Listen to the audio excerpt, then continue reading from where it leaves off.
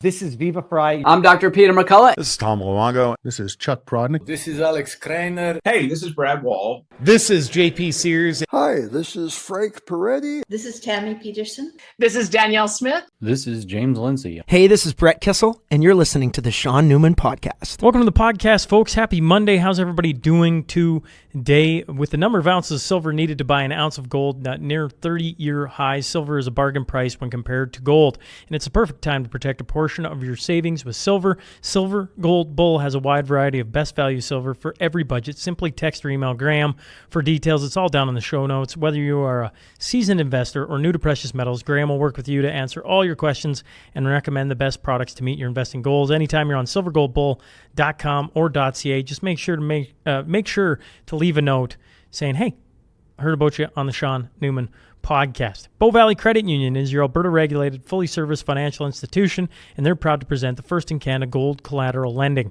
All of you can lend against your physical gold and silver for favorable rates. It's like a HELOC on your gold and silver, and if you don't have any, you can also get a loan to purchase that, and they can help you out with all of that. Just shoot them an email at welcome@bowvalleycu.com and say hello to Leanna. She'll get your BVCU membership started today. It's all down in the show notes. Profit River, they got a brand new website, easy to use, and any purchases, use the coupon code SNP. They are the major retailer of firearms, optics, and accessories. They serve all of Canada. And if you're making a purchase, whether it's in person, over the phone, online, just remember to reference SNP. And you can also email them at smp@profitriver.com. Once again, all down in the show notes, folks. They are the major retailer of firearms, optics, and accessories, serving all of Canada. So no matter where you're at in Canada, they can get your firearms to you. And just go to profitriver.com. Windsor Plywood, builders of the podcast studio, and a whole bunch else, I might add. When it comes to wood, these are the guys. We're talking mantles, decks, windows, doors, sheds, studio tables, studios. They get a lot of character wood. Stop in and see the team at Windsor Plywood today. Say hello. Stop in and say hello to Carly. Tell them I sent you, and get your backyard project or whatever project for summer started today.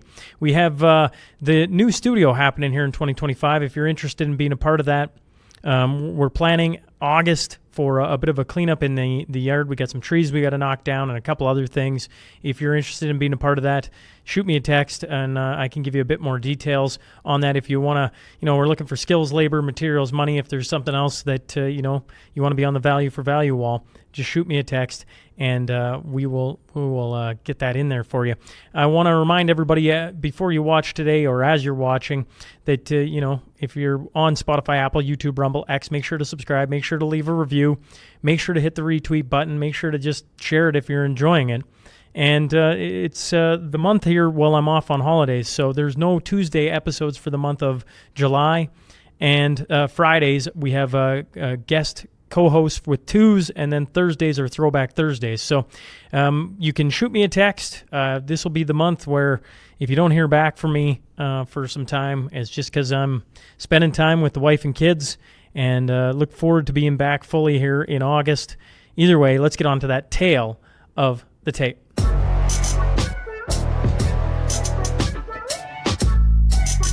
Today's guest is an author, Green Beret, and currently is a senior research fellow at the National Foundation for Integrative Medicine. I'm talking about E.M. Burlingame. So buckle up. Here we go.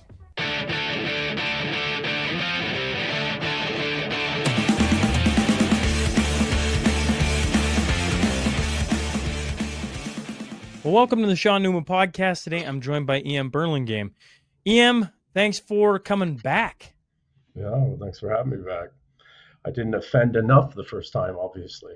Well, the whole civilization talk I found fascinating.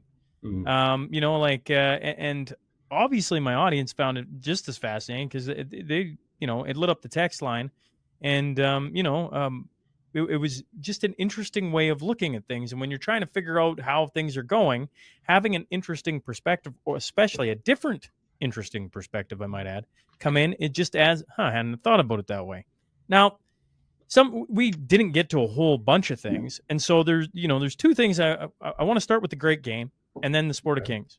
And I just want you to explain it in, simple terms, what you mean by those two and so people can understand where we're going.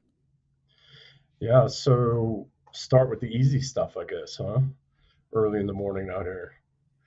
Um, Most people talk the great game, right? It's a common known, thing that, the neocons or whatever the hell we call them now, are all engaged in the great game of trying to manipulate and control the world through, you know, geopolitical machinations and BS. It's color revolutions and coups and the McKinder theory, where you keep Russia ringed by chaos. And we've got a second McKinder, which is keep Saudi Arabia ringed by chaos.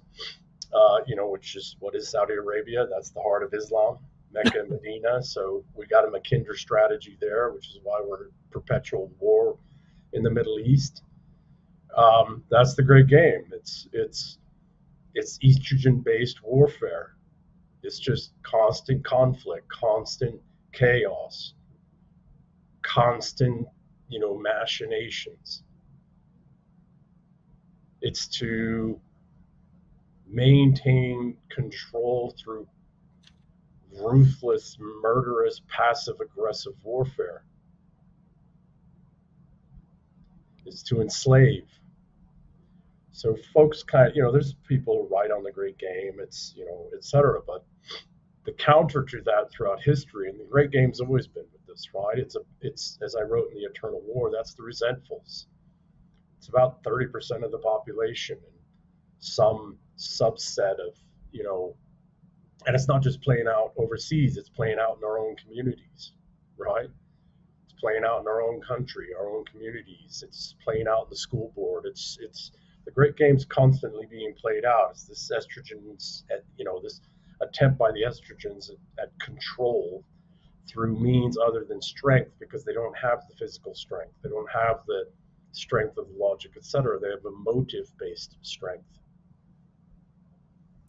Okay, and the Sport of Kings. So the Sport of Kings historically is the counter. It's the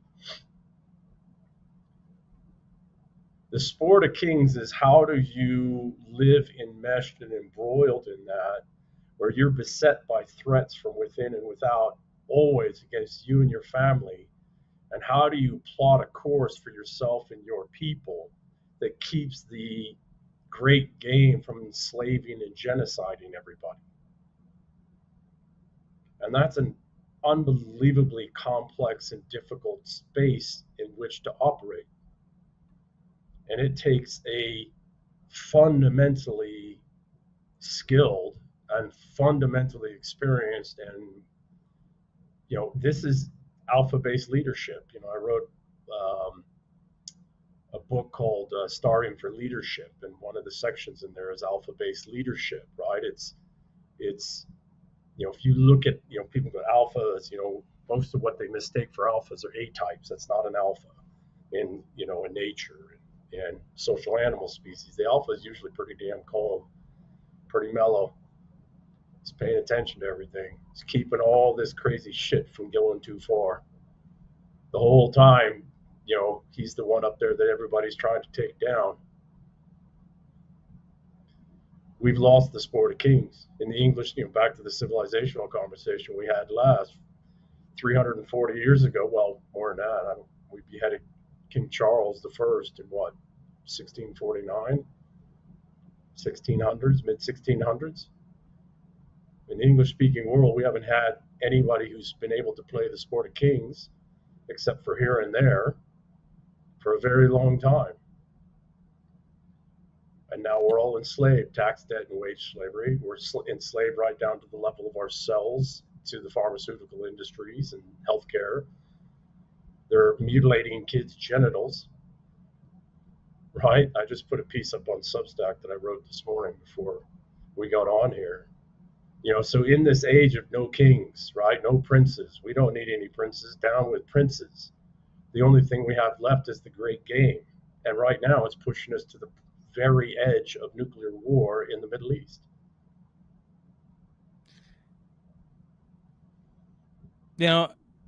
I'm reminded of two things when you bring up alphas, right? Alpha, is usually the calm one. Yeah.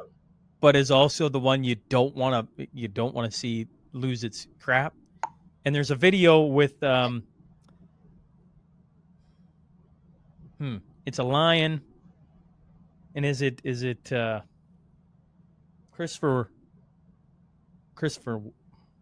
Man, what am I spacing on here? What's the actor's name? He's got a great voice. Christopher Yeah, Walken. Christopher Walken. Isn't it Christopher Walken? He's talking about the jackals, and they come in, and I can't do the voice, but and the lion's getting nipped, and he's not doing anything. I brought it up with you the first time on The Godfather.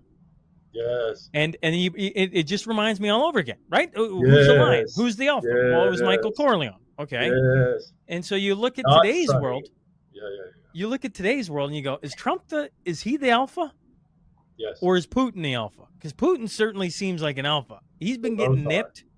You think both are? They both are. They're just at different stages in the cycle of restoring the balance between the sport of kings and the great game. We're only starting here, and it may not succeed. The last time we had somebody here in the United States, specifically, the Western world, who tried to, they assassinated him, and that was Kennedy. Eisenhower was a bit, but he never in the same kind of conflict that, Trump's embroiled in here. Where Trump is right now is in the same place and position Putin was back in the early 2000s. The difference is we have social media. And we have this massive, rapid informational warfare cycle going on, and Trump has to remain in that. Right? He has to operate within that constant, ever-present. The way the estrogens fight is primarily with words, and so he's got to maintain a check and balance and all of this inside that space, while it also has to mask what his real intentions are, because those could rapidly be turned against or prevented. Meanwhile, we're not at war. We're not openly at war in Russia. We've backed away from that. So far, we haven't bunker buster bombed with American planes and American assets Iran. I'd say on the whole, he's doing a pretty good job.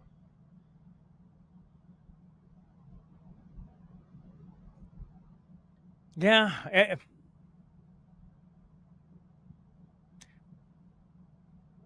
I cannot believe I say this every time, but because I don't know the man, I don't live in his country. He could be the worst leader known to humankind. But from the outside looking in, the way Putin gets attacked, he reminds me of the lion sitting on the ground, and but everybody calls him weak. I mean, literally, I was just listening to the news here in Alberta the other day, and they were talking about, increasing the funding, and we're going to defeat them. And I'm like, are you people serious? Like, now in fairness, I have been over there. I haven't been sitting in Russia and looking at everything, right? I continually did just listen to people and watch what he does. And every time he gets attacked, every time you think he should lose his crap, it's just like he's on the ropes. He's Muhammad Ali, and nope, I'll take another one. Nope, I'll take another one. You have no idea you're about to go down because I'm about to hit you with 1-2.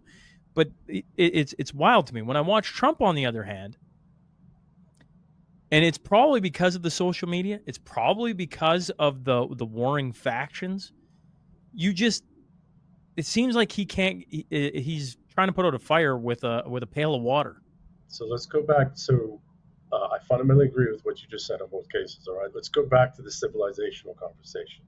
There's something that Putin has that Trump doesn't, and that is that Putin has an entire Russian civilization behind him. As long as Putin operates within what his people believes is the Russian civilization, and in ways that are in defense of the Russian peoples, the Russian-speaking peoples, not all of which look like me, right? I'm not Russian, by the way. I'm Scottish and English, but you know what I mean, right? There's Turkmenistanis, there's Kazakhstanis, there's all these ethnic peoples, right? The Chechens, the freaking Dagestanis, etc.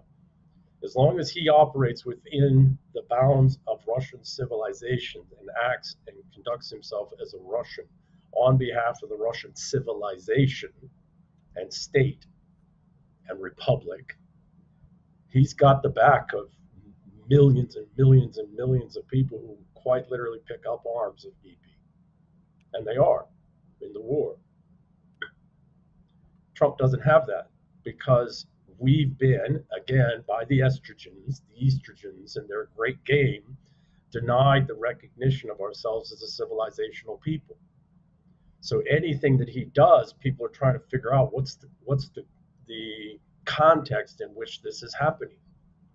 Why is he saying, there's no historical context, there's no greater overarching mission and agenda and objective that we're trying to do, which is preserve our civilization and our peoples. That was done on purpose because that's how the great game dominates and prevents anybody from being able to actually effectively wage the sport of kings, which is their only counter. And if the common man thinks he's the counter, he can go fuck off, because under common man's watch, how many hundreds of millions have been killed by their own governments? No king's ever done that. Never even come close. How many people have been enslaved to taxes, wages, and debt? No king's been able to accomplish that. How many children are generally mutilated, in the honor of trans, or hopped up on hormones that just destroy them for life? That's child sacrifices. How many kings have done that? That's all happened under the age of the common man. Get the fuck out of here. Okay. Putin has the backing of civilization.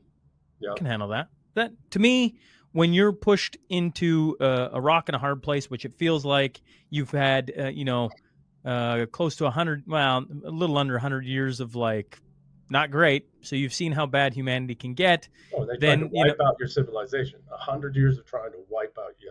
Go ahead. And then you have the fall of, you have the 90s and the U.S. comes in and all these different companies and they're pilfering you. I feel like if you're a people living there, you're like, okay, well, we've done it that way. That ain't working. And now you've got Putin. He's starting to speak away. And what happens? The entire world says, no, you're not allowed to do that. We're gonna come knock you out. So now you can just we just finished the NHL playoffs. And I was watching the Florida Panthers. I wanted to hate them. I'm a diehard Oiler fan, but I was just saying, they were fun to watch. You could just see the harder the games got, Florida Panthers were one just they just came tighter and tighter, and there was no breaking them, and they were good. It was fun to watch. And when I look at Russia, I'm like, hey, you can keep saying all this stuff, but I'm like, then you got to try and go fight them. And I don't know, maybe I'm completely wrong. Maybe Russians, sorry folks, sorry about the statement. Maybe they were pussies back in the day. I don't know. But now, from every military man that I talk to, as they go along and they keep fighting and they keep rotating in new fighters, what do you think that makes them? Vets, tough vets that have seen combat action, and that's what you want. Okay, so this is going down. This is going down the wrong road for that. Now, you can hop in, Ian. I'll keep my question. No. Well, I was just going to say, we tried to color revolution and coup them, terrorist them with the Chechens twice. Not only did they end our terrorist used war in their great game, but the Chechens are now some of the greatest special operations soldiers in the Russian army and are die-hard loyal Russians. So because the question I'm trying to get to, is if Trump doesn't have it, how does he get it? And I'm sitting there as I ask it, going, because I don't think any of us want to go through 80 years of absolute awfulness and color revolution attempts, and we can certainly get into that. Yep. And, just on and on and on. I mean, we're already living parts of it. How does the English civilization figure its stuff out so that you can just go back your guy and figure this stuff out and do it faster than maybe any civilization has done in history? So that is another great question, right? And it is the question. So first off, primary to that is we have to remember that we are a civilizational people, and we need to go back and study that, going all the way back to Alfred the Great in the 800s, and really his grandfather Egbert in the 700s. And we need to look at the Dooms of Alfred, the Magna Carta, the English Bill of Rights. What comes out of that is the U.S. Constitution. We need to look at how all of these things have been fought out. How many times the Great Game has been used against us? How many times we've been invaded? How many times, William the Conqueror comes over. He doesn't wipe us out. He winds up becoming more English than the English. And he codifies all this even much more precisely, much more distinctly. The nobility, yes, the Anglo-Saxons, sorry guys, but got their ass kicked and most of them wiped out. But the Norman lords became more English than the Anglo-Saxons had been. So we've been through all of this before. Look at how Russia's been through. Look what China's been through. Look what Iran's been, Persia. We need to stop calling it Iran. It's Persia. Look what the Persians have been through. How did they make it through? Right? How did their society and civilization sustain quite despite every bit of great game assets and efforts from within and outside set against them? We're an astounding people. We've got incredible literature. We've got incredible art. We have incredible history. We've done incredible things in the world. And in some ways, quite despite the estrogens and their constant, resentful wording, we're still doing extraordinary things, right? The world is actually really rather astounding, except for the fact that we're not countering the worst of our own people, which are a small number, but unfortunately they're so active, right? And what are they active against? Okay, so I want to give you an example. It's a long-winded answer because I don't know that I exactly have the answer, right? But I want to give you an example of what I'm articulating, and maybe the answer's in there. The No King's March was not an accident. What do they fear the most? Right? Resentfuls only have 3 tools in their toolbox, right? These estrogens. Projecting upon you what they are and what they're doing. Transference, getting other people to transfer what what the resentfuls, the estrogens are doing onto you. And isolation, once they can do that, either project upon you or get others to transfer the worst behaviors onto you, then they can isolate you. So you got to counter all of that. Well, what's the thing that they fear the most? They told us, king. Well, what's a king? King's a strong man. King's an alpha. King's a testosterone. That's what they fear the most. So they're either going to project upon you their worst behaviors as if it's you doing it, or if they can't do that because that's not working, they will project their fear upon you. And they'll tell you exactly what their deepest fear is. And their deepest fear is the return of a great man. Sticking with kings for a second. Yep. I don't know if this is Hollywood that's done this. It's possible. Probable. But it has been baked into our society that a king is a bad thing, isn't it? Yes. Like you do not want a king. In saying that, there's some princes. There's some stories. I think of maybe Lord of the Rings. At the end, Aragorn gets crowned, and it's it's the return of the strong man, as you'd point out. And certainly, there are stories in Hollywood about a respected king, but it's usually the tale of the drunk or the molester or the terrible, the tyrant, and how much better democracy is. Yes. You think there's any convincing the population that a return to kings is in their best interest? There's this guy, Curtis Yarvin, out there. He talks this. He's been talking it for years. I've only seen a couple things of his. I don't necessarily agree with his over academic, lower testosterone level way of presenting it, but I do respect his thinking and his thoughts.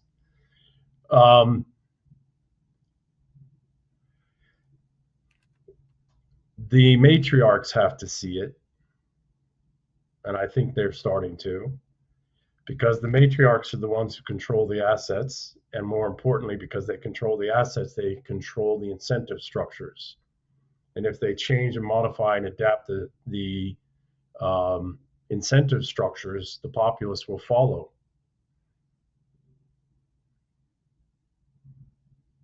And how did they do that? What's the same? How did Putin get elevated? How did Xi get elevated? How did the Ayatollah get elevated? They didn't strongman their way there. They would be killed early on.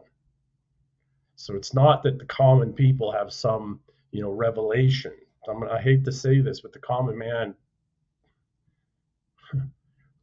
is usually useless. Usually. However, the common man, as I wrote in the piece this morning, is the balance, right? They are the counter, right? The common man is supposed to be both the shield of a good king and the greatest danger to a bad king. That's not. So, I feel when it comes to speaking of the common man, I feel like maybe they're easy to lull to sleep. All of us, including myself, sitting here, right? Easy to lull to sleep. Yes. And right now, today, where we sit, you're trying. Okay, this is going to be a fun example. Hopefully, I can explain it. Coaching U9 baseball. And the first year of U9 baseball, we want every kid to play. And we want every kid to understand the rules of the game. We want every kid to run the bases. And we want every kid to just be a part of it. So we don't have outs. We go through the batting order. Pass balls, we don't let them run. You hit a home run. Sometimes they let you hit the home run. Sometimes they just get you to first because they want, they just want to. And it takes more time to explain the made-up rules than it does to play the game. And you can tell the parents are confused, the kids are confused, I'm confused, okay? You get to where we're at now in society, and you're trying to convince me that a boy can be a girl. That makes no sense. And yet we're supposed to act like that's we're punished if we don't. In Canada, we got made where, you should be able to choose when you die. I'm like, what? Like, I'm not here trying to harp on the 99-year-old that's got stage 4 cancer, but you start talking about mature minors being able to take their own life. That's called eugenics, folks, and that's messed up. It's called genocide, yes. We're talking about men competing against women in sports. It's like, didn't we just fight to give women their own sports? We're talking about, like all these things that do not make sense. Yeah. And so the common people are trying to rationalize it in their brain. Yeah. White privilege. Yeah. The fact that now, you got all this, I can literally go on and on and on in society. Yeah. And so what you get is kind of the same thing. The kids are confused. The parents are confused. The politicians are confused. They're just like, yes, yeah, yeah, we're going to go along with this. And aren't we getting to a point? So this year, I fast forward to this year in U9 ball, where we just started implementing the rules. And have there been a few tears? Absolutely. But wouldn't you know it? Kids are engaged. Parents are paying attention because there's an actual game being played. The coaches know what's going on. So, maybe you're not winning every game, which sucks. That's not fun. But at least there's a game being played. And when you talk about this sport of kings, I hate to oversimplify it into baseball, but I'm like, I had a smart man once upon a time when I was only talking to athletes, EM, back in the day, said, hockey mirrors society and sports mirror society. We're trying to be like this everything to everyone. Doesn't make any sense. That's not the way the world works. You can't do these. That doesn't make any sense. And with Trump in particular, people can dislike him, but he just hits things directly, head on. Straight. And then they attack him for it. And if you pay attention when he gets attacked, you're like, that doesn't make any sense. Why are they doing that? Yeah. And if you don't pay attention, then you can be misguided. But that's been the play for a very long time. If you are paying attention, Trump is a throwback, or maybe has never been a throwback. Maybe there's just never been politicians in our system like it, where he goes outside of it. And I think you're seeing there's a hunger for that return of like, no, boys do not compete against girls. And when you look across the pond, they're already ahead of us there. Now they're behind us in some cases. So this return to the kings, the sport of kings. So I guess if I dumb it down to the simplest way in my life, which is U9 baseball, I really get it. And I feel like all you need is a leader to start speaking that way, and all of a sudden everybody will like nodding their head, yep, I'm tuned in now. That makes sense. So so wonderful. I say, the common man is normally useless, right? When it comes to the great game, because you can't counter that. You can do exactly what you're doing at your local levels. You can just say, well, we're not doing that here, right? I've known people of pretty much every status in life, from royals to common people and all these people in the middles all over the world. And I'll say something that if I also look back at history, the common man and the king are really alike in healthy kingdoms. And that doesn't mean the king's, he's living in his space and his domain and he's got to keep all this from, etc. But when it comes to the civilization, the culture, the norms, the what is accepted and what is not, the motivations, the common person and the nobility are very, very much alike. It's all of this middleware, all of this operational layers we say in the military, right? All of the estrogens, all the great game players in your local community and on the nation state level who are something different. They're just in this estrogen logic space. They're living in their own realities, and most of those are artificial. They're constructs. But the two classes of people that are living in reality, even though they might be living substantively different economically, socioeconomically, are the people at the very top and the common man. And it's all this middle layer assholes that keep the common man and the king from being able to come together to recognize that, right? To be able to see that, oh, wait.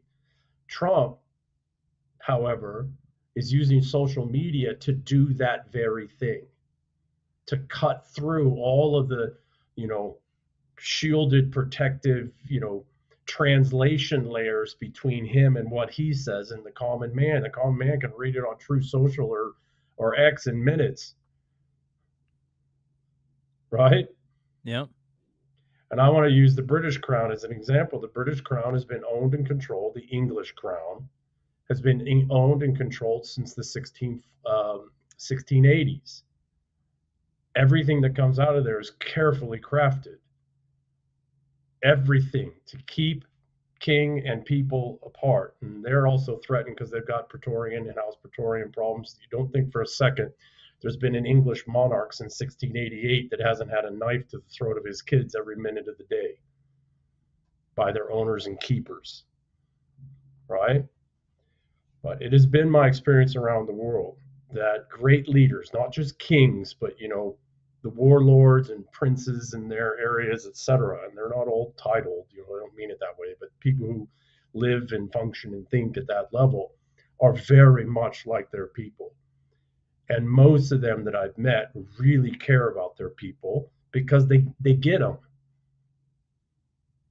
It's all the management layers, right? This managerial class, it's all this parasitic class, it's all the fucking gatekeepers who who keep the common people in this place of no princes by keeping the people and the prince from seeing and knowing one another and realizing, oh, hey, this is our world, this is our community, this is our civilization, this is our culture. We live this every minute of the day.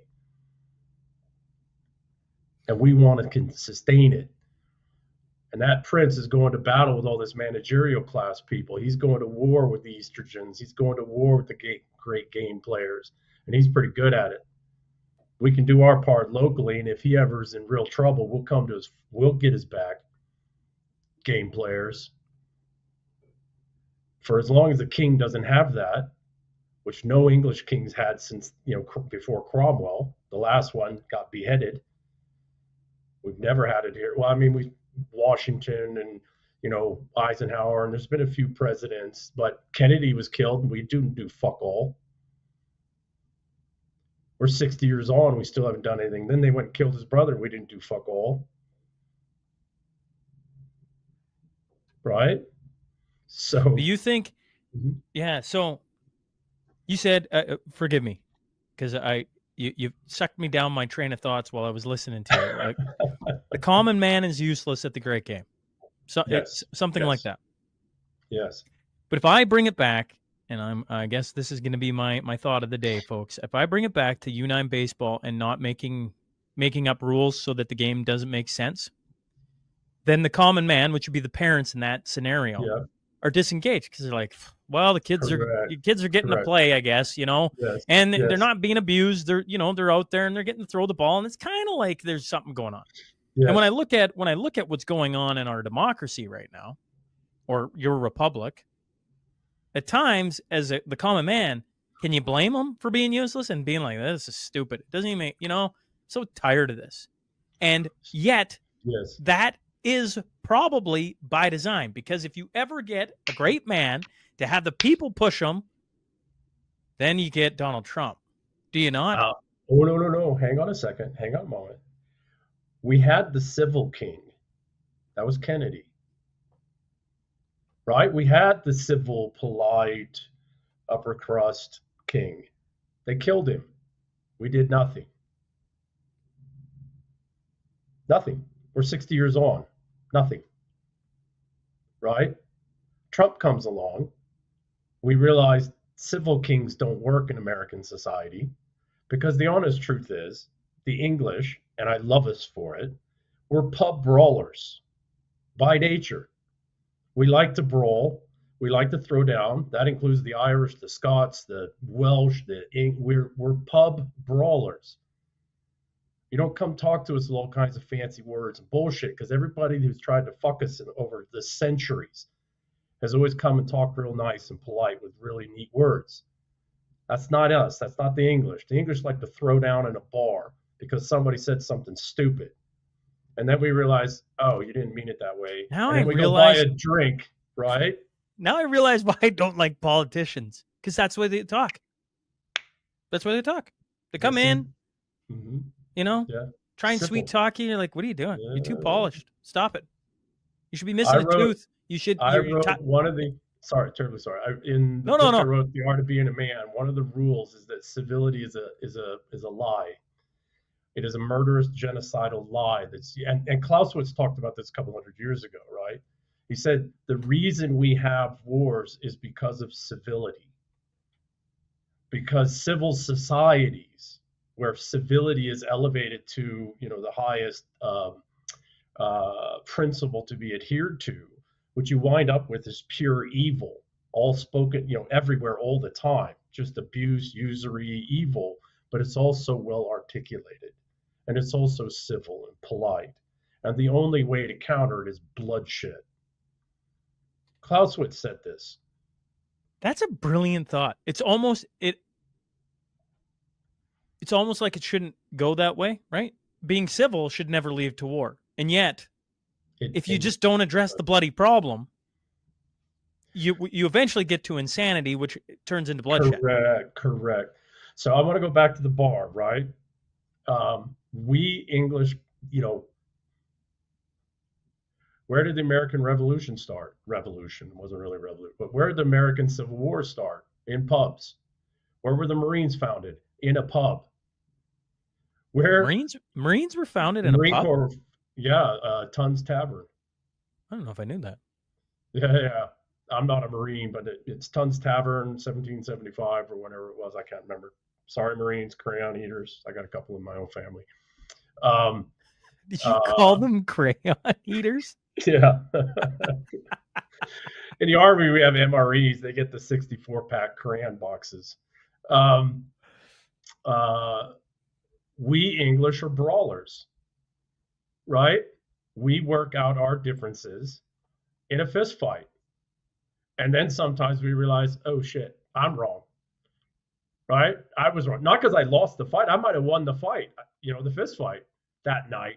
But then I realized, oh shit, I didn't understand what he said. I took it wrong. And then what do? I get him up off the floor. We dust each other off. We go have a fucking pint, and we're good. And maybe I lose the next fight because, maybe I was wrong or maybe somebody misunderstood. And then we dust off and we go. That's testosterone, right? That's a testosterone civilization. Well, what happens?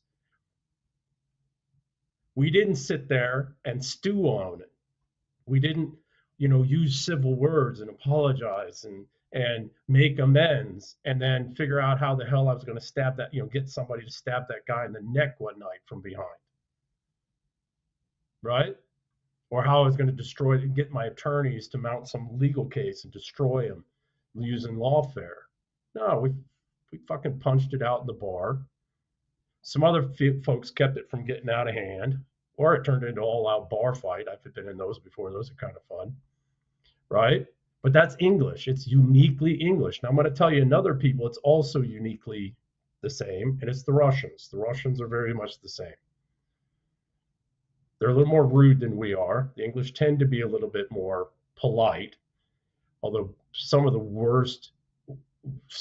most brutal takedowns of people I've ever heard were by Englishmen who never once swore, never once said anything, you know what I mean? Who've taken this ruthless civility to an art form, which you're going to throw down. But that's the point, right? The point is, our kings, our great English kings and princes were also brawlers. Only they brawled on the battlefield. They brawled in the court against these fucking estrogens and their great game. They brawled with each other to make sure that, bad princes didn't take control of everything. They're brawlers just like us. There's a scene, Heath Ledger, right? May he rest in peace. I loved his acting. He did the movie, the Knight's Tales. You ever watch that? Yep, Knight's Tale, for sure. Knight's Tale, right? And there's a scene in there where the Black Prince, Prince William the Fourth, I think it was. I can't remember the name exactly, but the Black Prince, right? The Black Prince is drinking. He's in incognito, and he's, and Heath Ledger's character gets put in the stocks. I think it was put in the stocks or whatever. He's been found out for not being a knight. And then what does the Black Prince do? Well, the Black Prince respects the hell out of him because he's a jouster, right? A bit of a brawler. And historically he was. He was brilliantly good at war and at fighting the great game, both. He recognizes this brawler, this capable brawler, in Heath Ledger's character. And when the people were about to tear him down or kill him or stone him or whatever, the prince comes up and says, well, hey, you know what? We found out that he's actually nobility. And you know what I mean? It was respect from one high-level brawler to another lower-level brawler. I see you. I get you. Right? We've lost all that. That's testosterones, right? I don't think we've lost all that. I think, because as you're talking, I'm like, no wonder I get along with military guys so well, right? Coming from hockey, there's, especially, the further you go in hockey, there's this respect. I mean, listen, I have disliked a lot of guys I've played against, right? You've went to your own type of war. I hate to use war because it's just not the same. Nobody's dying, right? All out. Yeah. But there is a level of respect between combatants that is so unique. My wife has talked about it a lot. Yeah. She's like, how can you sit in a bar afterwards with a guy you just went at it with and even buy him a beer? And I'm like, well, actually, when I really disliked somebody, the way to sow peace was to buy him a beer. Like, don't have to like you, but I can respect that you're trying to win just as much as I am. And we can sit here and have this thing for the next 20 years, or we could just, here, have a beer, sit down. And usually the guy that I hate the most on the other side is one of the funnest guys to sit and have a beer with, right? Yeah. Like, because they think the game like you do. Yes. Yeah. And so I would, it's clever. Oh, they're clever. The how we've gotten to where we are is clever. Like, it's almost romanticizing how we've got here. Yeah. But you think about it, it's like, well, it's like it isn't there. No, it is there. I just watched Donald Trump win, Yep. and they're calling, oh, it's the redneck voter that came out. It's like, really? Yeah, are they in there? Oh, sure they are. But I watched military men. Are we calling all military men rednecks? Are we calling all these athletes? Are we calling all these different men, women, young adults all rednecks because they voted for Trump? How many of the software engineers in Silicon Valley who voted for Trump? How about, right? And elsewhere. I think it's just clever on how they've made it seem like it's gone, right? Because you make it seem like it, but it's not. It's like right here in Alberta right now, there is a movement for independence. Okay. Yeah. Now, folks, I can't sit here and say that the referendum is going to happen at X date. I can't say what the outcome is going to be, but what I can comment on is it's real and how many people are showing up. Lots. Yeah. So if lots of people are showing up, it isn't that it's gone. It's that they want to make it seem like it's gone. And so how do they do that? Well, they demonize it in the media. The political actors, I look at the premiers of Alberta, well, the premier of Alberta, Premier Smith. It's a statesmanship game. Can't come out and say that's a tough thing to do, right? That might, as everyone around me in politics says, that'd be political suicide. Okay. So there's a game to be played there where you can do certain things. Kings. She's playing, and the other powers are playing the sport of kings against the great game out of Ottawa. And so the common man can't fall into the trap of stabbing their king in the back, so to speak. Then, yes? Correct. And everything that the estrogens will do is to try and drive them to that. This is what, I'm taking a break from Twitter right now, one, for my own freaking sanity, and two, because I'm seeing some things and some people that's like, wait a second, that guy's an asset. And that rather disappoints me because I like him, right? But it also now fundamentally changes the nature of our relationship, right? Our banter, etc. And then I actually do have businesses I have to run and investments and other things. And it's summer and I've got a teen daughter and she graduates. Well, and as people listen to this, me and EM recorded this. I hate to say this but my audience knows, right? In July, I pre-record a bunch of episodes so that I can put them out and I can go spend some time with my wife and kids. I think it is very, very healthy. Everyone should unplug from the social universe of X and Instagram and Facebook and whatever else you get sucked into, and just be where your feet are and enjoy the people around you. It's very important. As I like to say, sniff scotch, touch grass, and ass. No. I'm not drinking right now, EM. I haven't drank a single thing in 2025. I would love to say it was just like a New Year's resolution. It wasn't. It was something I've wrestled with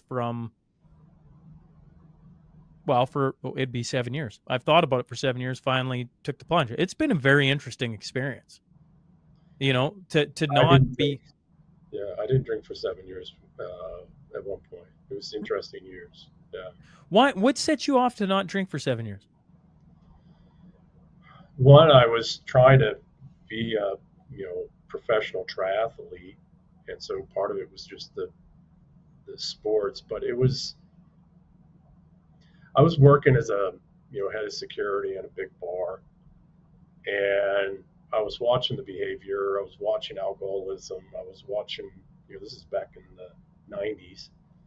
And I just said, you know what? I want to try and approach this sober. I want to try and approach this with a different mind. I'm a contrarian by nature, right? So whatever everybody else is doing, I'm not an asshole though. That's like, well, they're doing that, I'm going to go do. That's not what I mean, right? But I don't know. It was just something said, hey, you know what? You need to go sober for a while. You need to live in that world. You need to be, and it's going to take some time, and you need to see the world completely alcohol free. And I've never been a heavy drinker. That's not to say that it hasn't been times I've drank heavily, Yes. Yeah. But I've never been a heavy regular drinker, etc. But um, I look back on those 7 years, which aren't so very long ago, and I'm grateful for them. I'm grateful What for did them. what did 7 years of sobriety teach you? Wow. Um,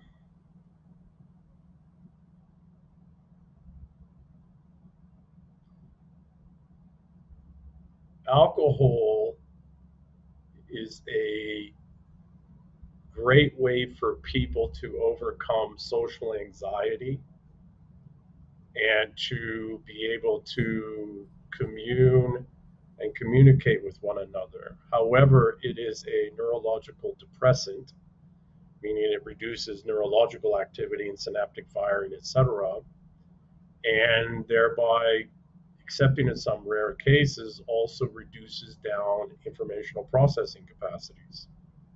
So you're living in a more social but less information rich world. And if you really want to know and understand how the world works, and I mean really works, and all that, across those 7 elements, sobriety is going to have to play a part of that, because you're going to need to spend at least 5 years, Gladwell's 10,000 hours or whatever. You're going to have to spend about 5 years in deep study and contemplation and thought, and even a single drink can throw you off because it changes neuronal firing.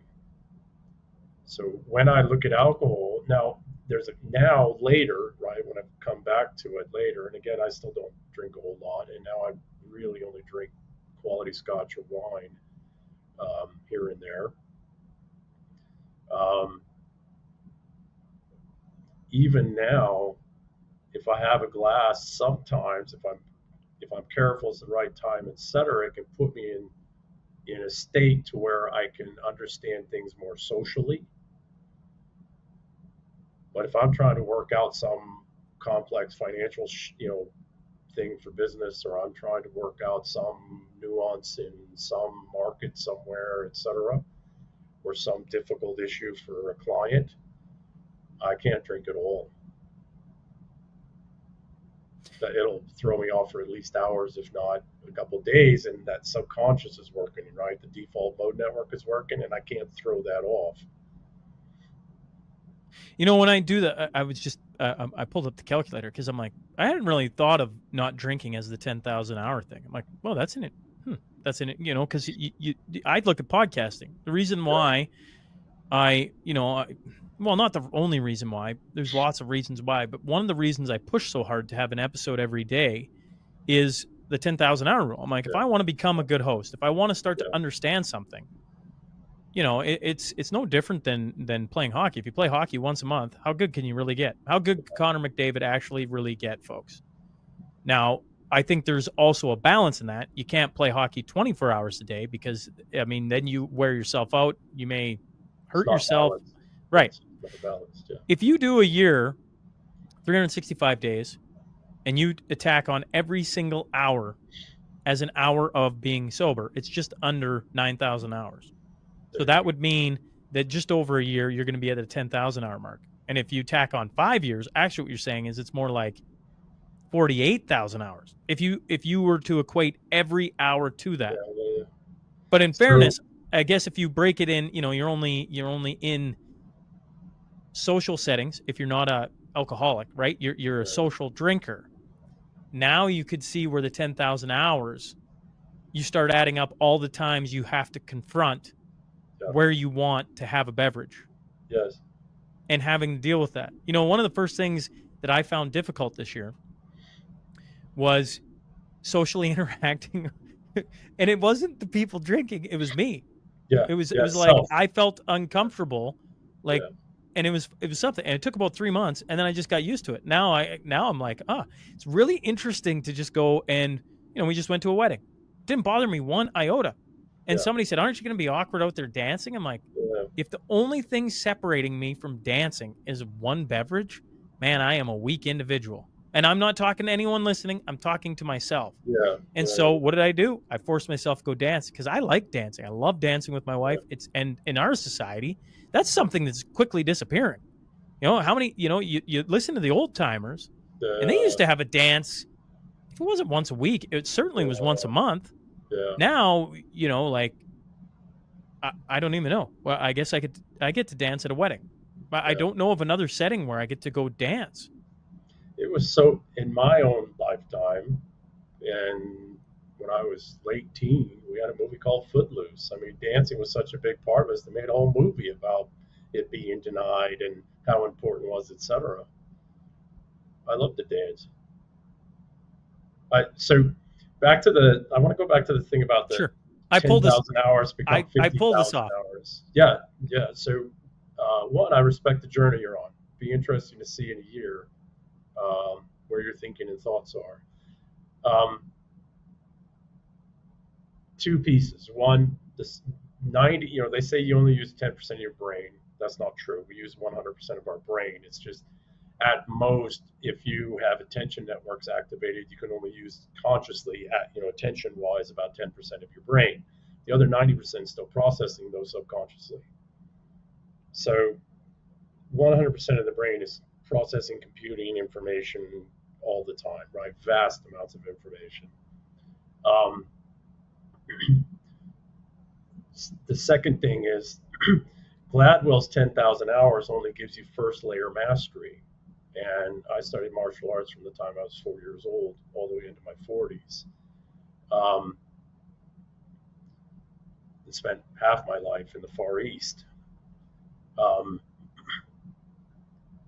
There's a concept in martial arts, and I'm sure in hockey and etc. But there's a saying, and I can't remember it in Japanese, Nihongo, but it's the student becomes the master finally becomes a student,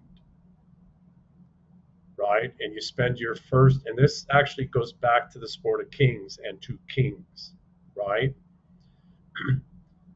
You spend 5 years in careful, conscious study, 10,000 hours of careful, conscious study around a set of topics, right? Moves, counter moves, positions, recovery, all these complex things, right? To make you a skilled fighter. You attain first level mastery. Great. As we say in Special Forces, when you go through selection and you get selected, that's just the first step. Then you got to get through the qualification course. That's only the second step. This qualification course only prepares you now to learn how to become a Green Beret once you're on a team for the next 3 years. And it's only once you've been on a team for 3 years that you finally achieve, second level mastery, right? Or maybe even first. And then the longer you spend on, the X number of years that you go beyond that, it doesn't need to be 10,000 hours for the next level of mastery. Maybe it's 5.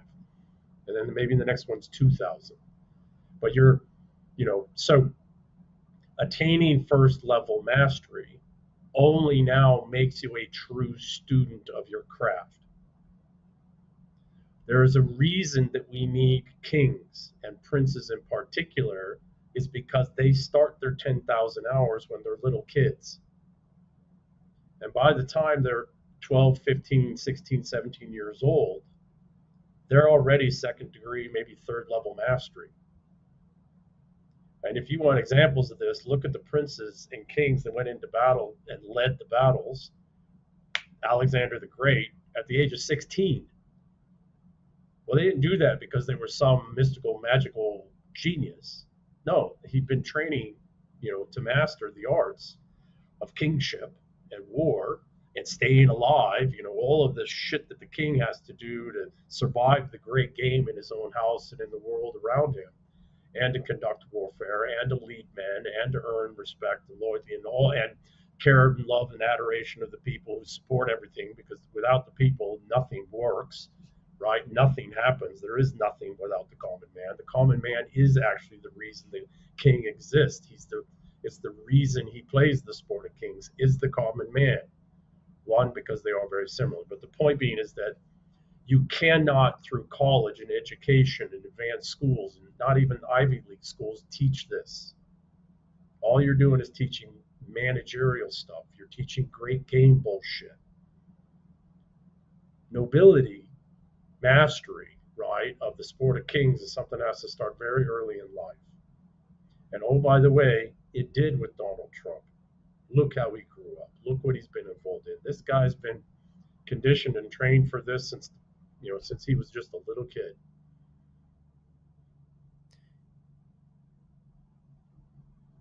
In your journey, how many levels do you think there are then to mastery of any one particular subject? Because if I heard that right, you go, they talk about 10,000 hours. 10,000 hours is a big popular concept. And you're saying that gives you first level mastery of, I think of being a podcast host. Okay, yeah. I got maybe the first level done. Yeah. How many levels do you think there are then? Or do you know there are? Yeah, it's a great question. I think it matters the complexity of the domain, right? Like there's probably less levels of mastery of asphalt laying, although there are levels of mastery there, right? That's a far more complex, all told thing than people would think. That would be different than the levels of mastery of neurosurgery, different levels of mastery for hockey, American football, kingship. Kingship probably has unlimited levels of mastery, right? The neurosurgery probably has nearly unlimited. So there are fields where there are no, and I don't mean to speak for you, but I would suppose that the reason you're being a podcaster is because you're trying to understand the world. And there's no limit to the levels of mastery of that. That's infinite. Now, I will articulate now that I'm getting close to my 60s and I understand some of the old masters and some of the elders around me when I was younger, and even some much older people today. And studies that are, things that we're discovering and have been discovered, but, we're working across in neuroscience and neurology, and then related psychology, et cetera, is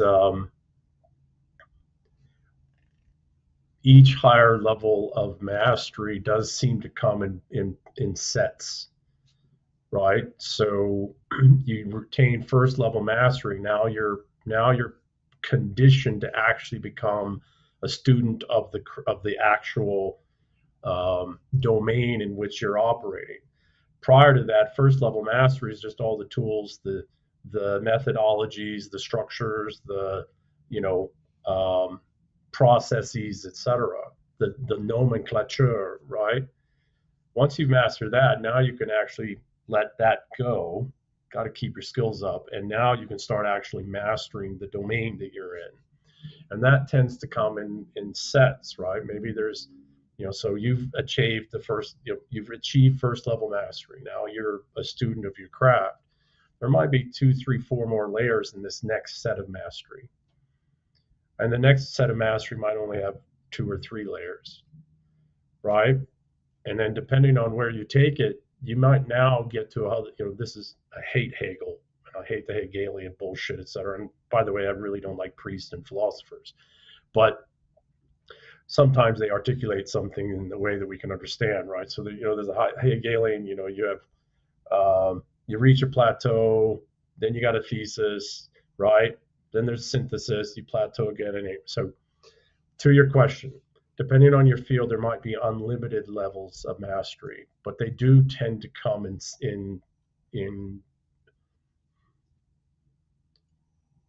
I don't know exactly how to articulate it, but they do tend to come in sets. Some of those sets have more layers in them, some have less, etc. And they tend to change as we age, right? There's this stuff in neurology, like men, once they start hitting women, it's earlier. Men, it's a little bit later. Men, when they start hitting their 40s, mid 40s, neurologically start to change to leadership, right? They're wiring from fight, right? From fight strength, dominate through strength and superior capabilities to leadership.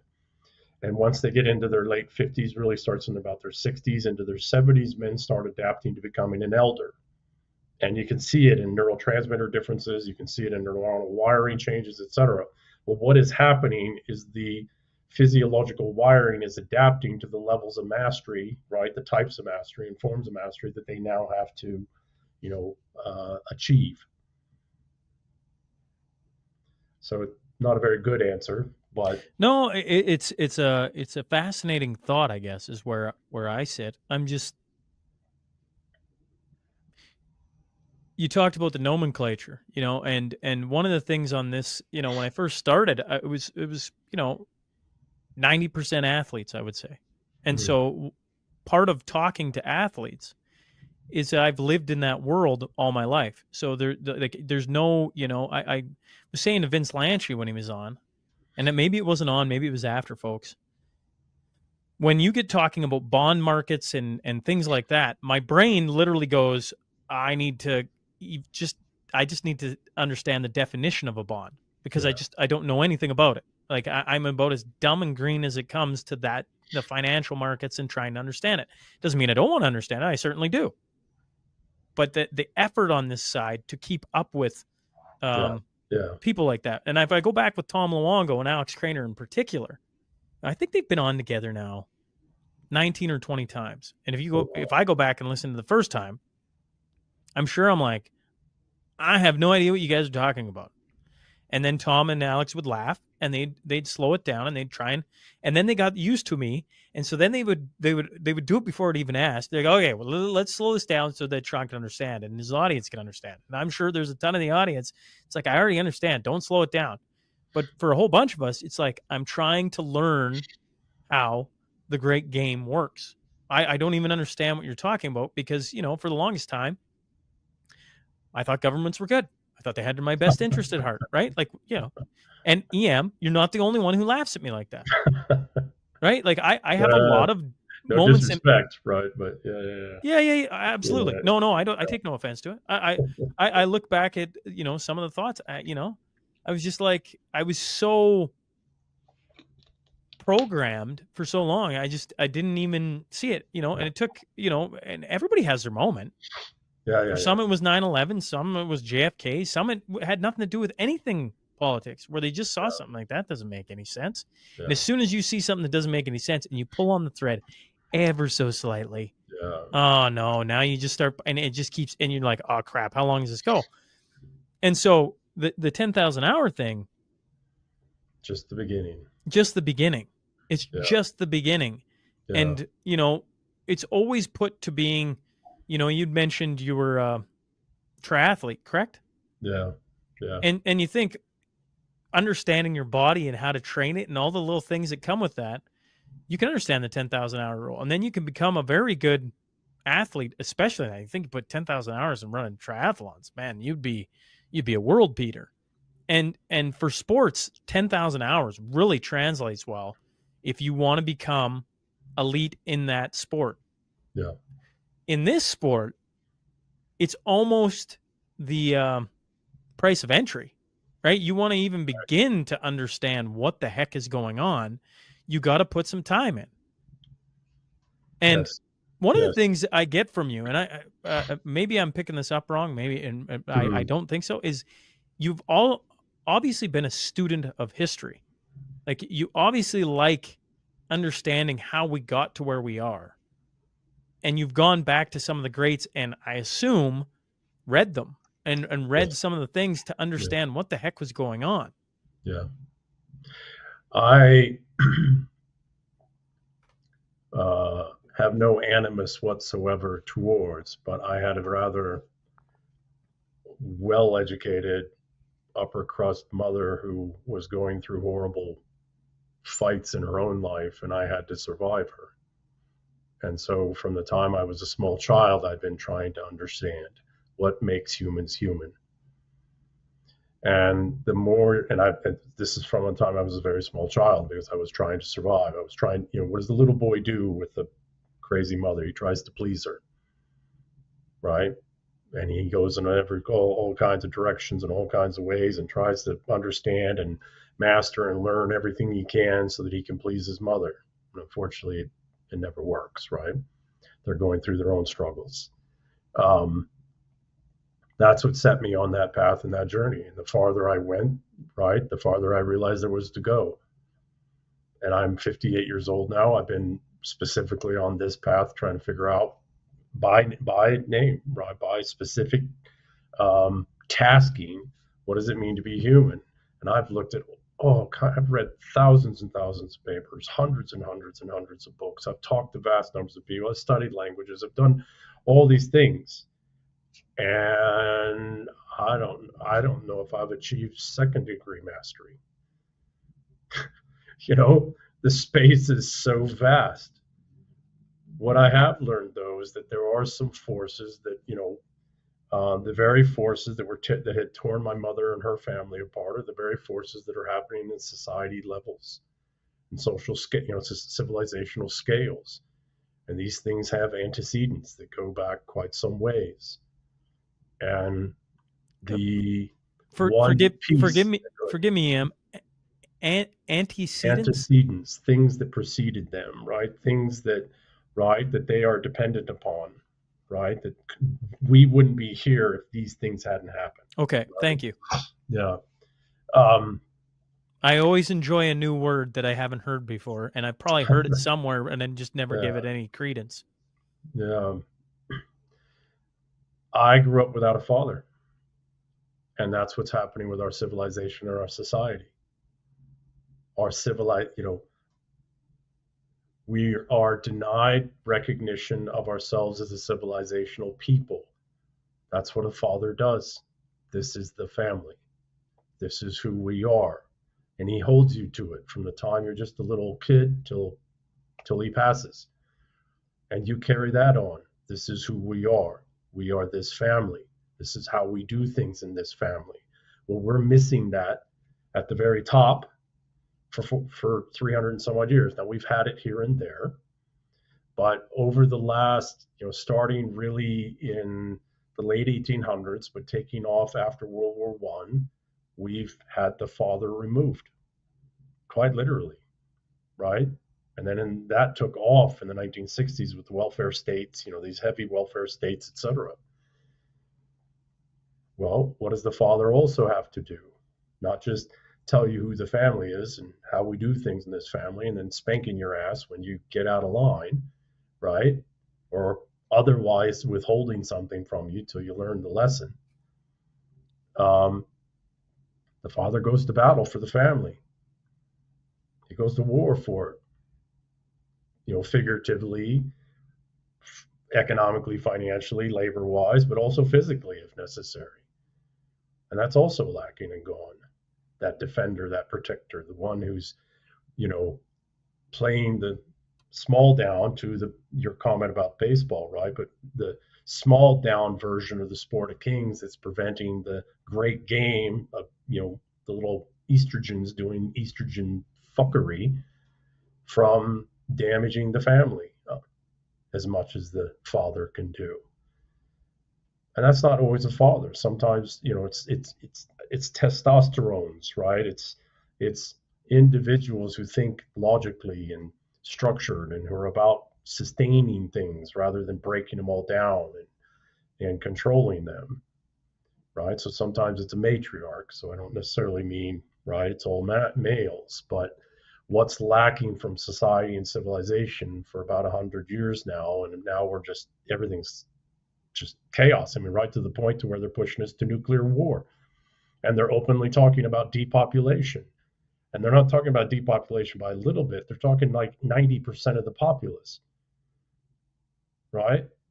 And they're actually moving on it. Why? Because we don't have a king to say, well, Russia does, China does, Persia does. And they're like, yeah, we're not fucking doing that here. We don't have that. And you can't just take some guy in an election or some woman in an election and elevate them to that position and expect they're going to be able to fuck all play the sport of kings. They don't understand it. They don't know it. They haven't done even the first 10,000 hours in that domain, much less the next 5,000 hours and the 5,000 after that and the 3,000 after that, etc. This guy does. You might not like him, right? He might not be civil. He does a lot of great things, though. Look into his background. Look at how many people, that total strangers, that man's helped. Families, people sick, people with problems with finding homes. I mean, that guy's done extraordinary things, right? He knows how to play the sport of kings. And we need to not be turning on him right now and being disloyal fucks, because the last time we did that, our king was killed and we've all been enslaved since. Right to the point to where they're mutilating children's genitals in our own communities. Because down with princes.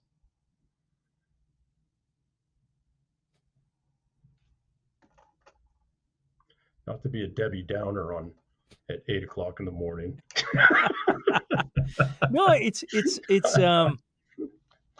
I don't know what the audience will text me. I got this wonderful community that that's awesome. That is awesome, Shaun. That listens to the podcast, and then we do the Cornerstone Forum where, Tom, he comes in and a whole bunch of others, Martin Armstrong, Alex Craner, and just different people who've really impacted my way of looking at the world, right? Because and then to have the community there is really cool because they also have impacted the way that I view the world, right? They've it's surreal to me to meet some of them because in COVID, I was talking nothing sports, and then nobody would talk about it. I'm like, why aren't we talking about this? We have to start to talk about things that actually matter here. And I'm afraid to piss the bitch off because she's mean and cruel when she's angry. Well, so I started talking about it, and I have tons of people go up to me and say something along the lines of like, you have no idea that how much you helped me in COVID. You're a light in the middle of the dark. And I always, I don't know how best I try to remind them that if it wasn't for you, I wouldn't have kept going. It was the texts that were coming in when the world was turning its back on me. It was very uncomfortable. If it wasn't for this community that helped support me, I wouldn't be here. So I'm like, it's a relationship that if you don't have one, you don't get the other. And sure, maybe I took a leap of faith into that realm, but if they didn't come, I would have been torn apart by the storm. Yes. So both are needed. Yes. Very, very good, Shaun. Very, very good. Back to something I said earlier. I've traveled with royals, high-level royals, and worked with. I've traveled and worked with billionaires, high-level billionaires, with one of the wealthiest families in the world, right, with the principals.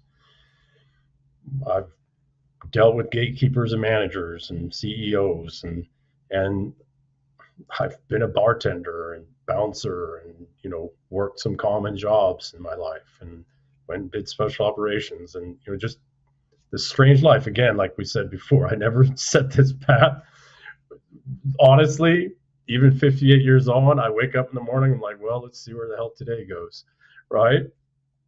The one thing that I've noticed the most is that the people at the very top, and I'm not talking politicians and all those people aren't at the top. They're not even remotely close to the top. And I'm not talking entertainers and and they're not even close to the top, or athletes or none of that. Not to take away from any of the successes and things that they've done, Sure. But none of those people are even close to the top, right? Or big bankers or what, no. There's a couple exceptions there, right? The finance world, right? But the people that I've known at the very, very top of society and civilization, some of whose families go back 100 years or hundreds of years, right? Hundreds and hundreds of years. And the common man, right down to the poorest guy who I'm buying a pint at the pub, right? Those two the common man and the king, the prince, are very much alike. They think very much alike. They honor the same things. They live a different socioeconomic status. They live a different, reality, but they both adhere to the culture and civilization of their people. And they're both willing to fight for it. And they both do fight for it in their own ways. And history has shown that when they come together, the estrogens are destroyed. They're I don't want to say the estrogens are destroyed, but that's what they fear the most. That's why this whole no kings thing went on. Because when the king and the people come together, there is nothing they can't do. When the king and the people realize, oh shit, I like that guy. I'm just like that guy. Oh, and that guy's just like me. That's why they're terrified of Trump, because he can connect with the common people. Right? He does it verbally, not physically, but you could see him in the pub throwing down some point and then buying a pint. Right? And then being, mates for the next 30 years. Some of my best friends that I know today from school days were guys we had knockdown, drag out fist fights when we first met or shortly after. And we're best friends to this day. Right? But what they fear the most right now, this is why they're going after Trump so hard. It's why they're trying to force all these constitutional crises. It's why they're doing all this information space warfare. It's why they're trying to force him at the threat of gunpoint, by the way. Let's not forget they shot him recently on live TV. It's why they're trying to force him into a war in the Middle East that they know the American people do not want and will never support.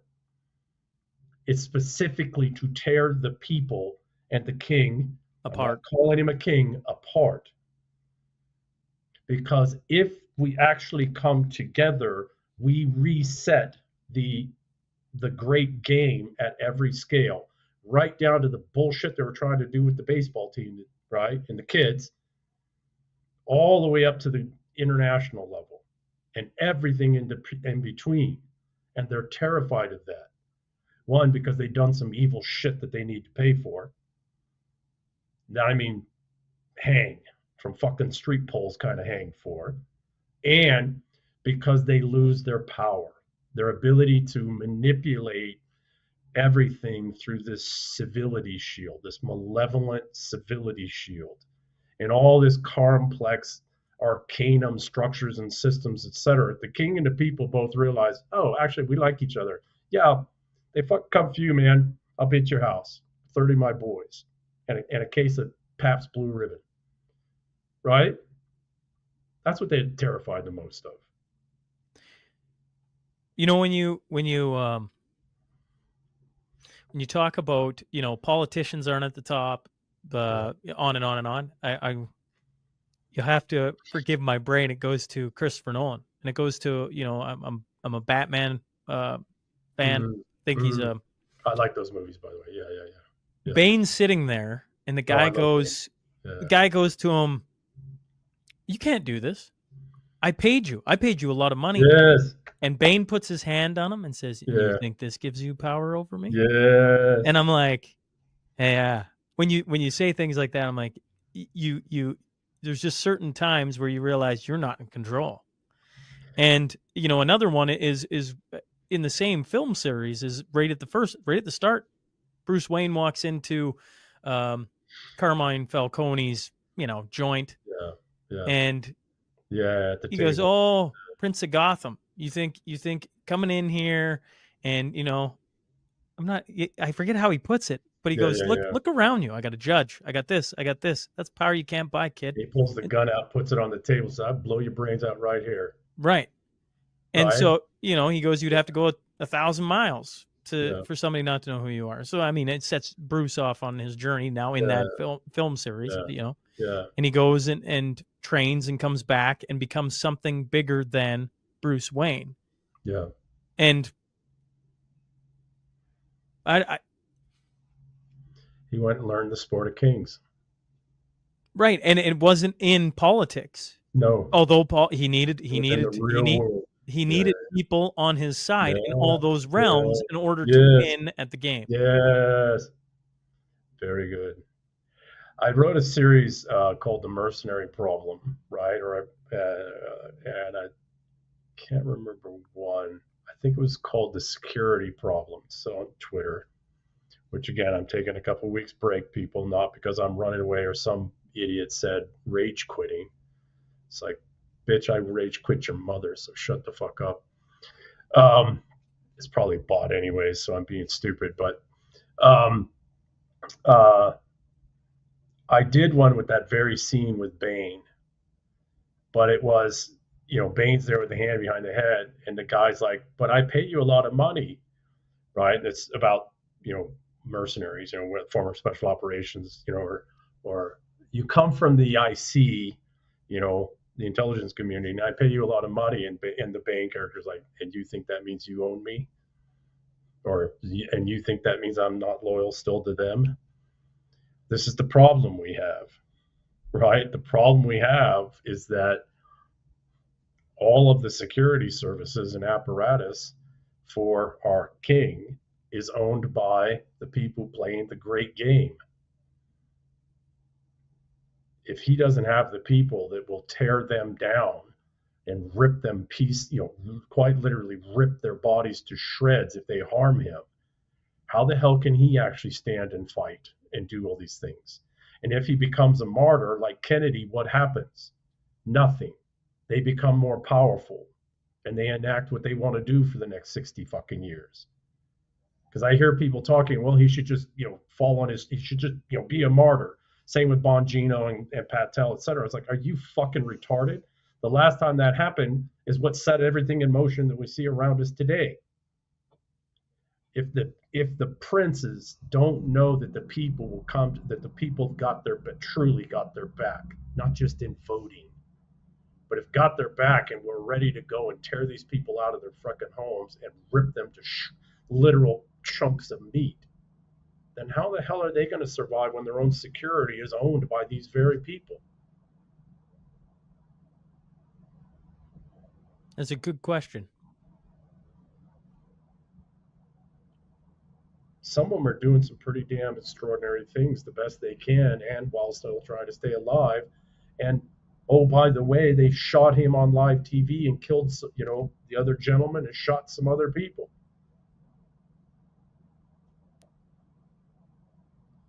So the people got to play the sport of kings at their own local levels, right? In their own scaled down versions, right? But they got to understand this unreal, almost impossible situation are, the people that are at the top, the very top, who are actually really trying to set this thing right. The unreal amount of threat, mortal threat, that they and their families are in every minute of the day from their own security. And the people have got to get over all this bullshit that the estrogens are telling us and all this sowing of discord and dissension and all of that. And back to our last conversation, we can't do that through all of the constructs and structures and the left and the right and Republicans and the Democrats and the fuck all of that. That's all artificial language designed to keep us from recognizing we are the English speaking peoples. We are a civilization. We need to fucking fight for it again, like we've done every 400 years. And as we've done in between there, we are the English civilization. And that motherfucker's doing everything he can, and his people, everything they can to keep us from fucking getting destroyed and wiped out and replaced and everything else. This is why I go back to the civilization thing, right? Because that's something that's constant and it's ancient and it's cuts through all the labels and all the socioeconomic classes and all of the educational differences and career profession. You know what I mean? It cuts through everything, down, underneath, and within all things. We are the English peoples.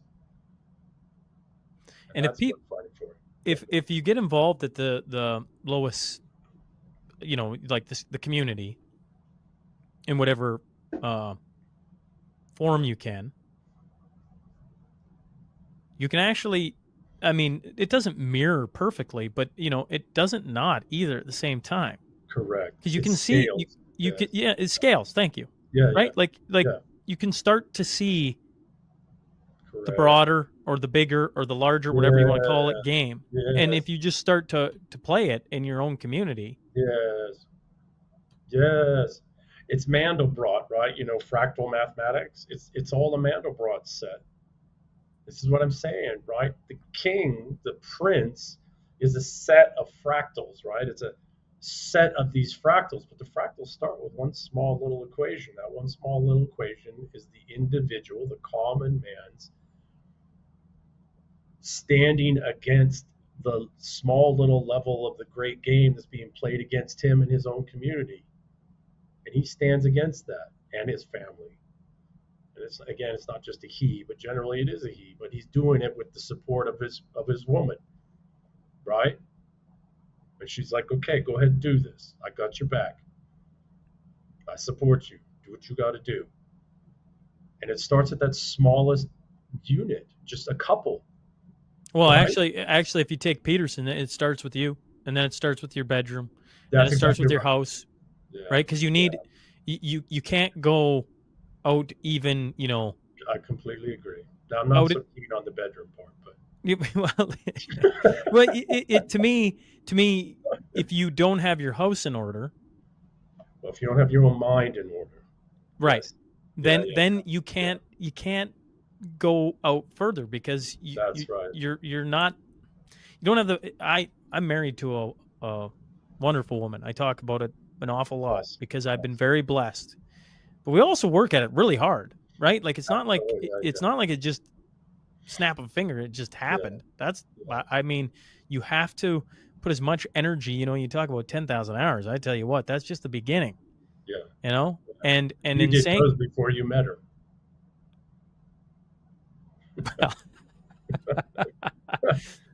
any final thoughts before I let you out of here? EM, after our first chat, I sat there and I was just like, and I told you I got to get you back on. I had a list of questions. I don't even know if I got to the list of questions. I was looking back over my notes, and then we've gone off again. And it's a philosophical discussion that has real world consequences. And there's something that my brain just enjoys about it. And so I've really enjoyed talking with you again. And I hope the audience has enjoyed it as well. But that doesn't mean it needs to end. Just that if there's any final thoughts you want to share before I let you out of here, fire away. Well, we're both going into a bit of a summer break, and so this won't go up for a while. Let's see what happens between now and the end of July or August, whenever this comes out. Did the people see through this? Did the common man rally too, or did we let these estrogens tear us apart again? I'd be very interested to see in this next month or so, or however long it's going to be. In reality, it'll probably be a couple weeks, but I would think, So I don't know the exact date it comes out, but in fairness, it isn't like this. Normally, it's 24 hours, right? I try and like hammer it out. It's out. Yeah. This is one of those conversations where it'll be very curious to see where we're at in July, and if this conversation holds any bearing or not. Yeah, no, I'm fascinated. That's why when you reached out yesterday, I was like, yeah, okay, let's have a conversation. It's going to go in the can, and then let's see, right? I'm going to give you this piece, though, okay? I'm going to give you this piece. I do have immense confidence of how rich and deep the English civilization goes, whether people recognize it as that or not. And the Americans are the greatest expression of that now, right? So that most certainly is the Americans. And I actually have rather great confidence in the American people to not fall for all of this again. And that the American people are ready to rise.